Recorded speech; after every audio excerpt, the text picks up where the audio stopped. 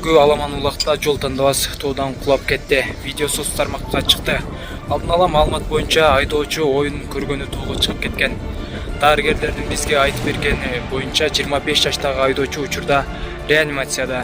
Өзгөнүндө өткөн Аламан улакта 27 жаштагы киши каза болгонун Жалал Абад облустук ооруканасынан билдиришти. Сөөктү бүгүн тез жардам муласы менен моргко алып келишкен.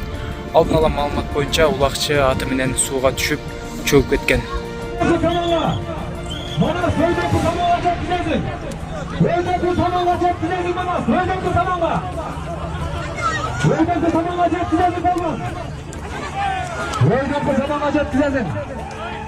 Söyle bu tamamla çok güzelsin.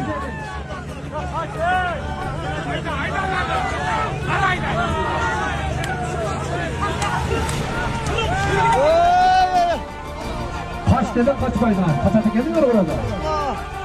Şunday bulun. Yolculuğu tamamen yetkili. Koştu. Bir buraya.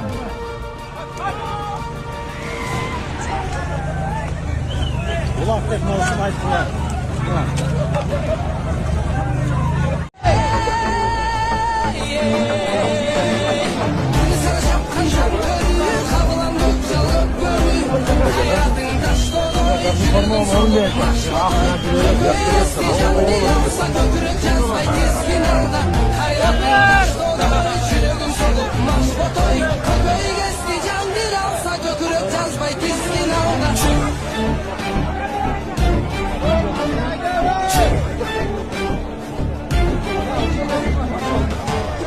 Бул артында турган кичинекей Элмырзага колуңуздардан келген жардам берип кетиңиздерчи. Ушул сиздердин жардамыңыздар менен ушунчалык операция ушунчалык жакшы болуп калды. Эми акыркы операциясына 14 000 доллар каражат керек экен.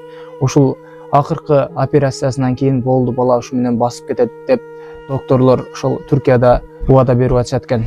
Элмырзага оор диагноз коюлган. Эки бутунун ширагындагы малобер сөөктөрүнүн тубаса жоктугу. Төрөлгөн күндөн бери анын ар бир кадамы оору менен коштолот.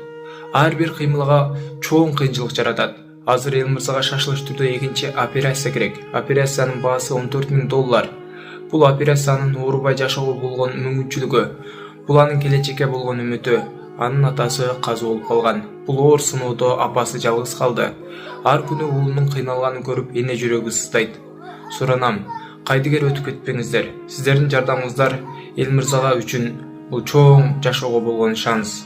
Каалаган сумма ар бир жардам Элмырзанын ден соолугуна жасалган чоң кадам. Аллах Элмырзанын кайгысына кайдыгер карабаган ар бир адамга береке берсин. Ембанк Мухамбек П, Сбербанк Бахтияр А деп чыгат.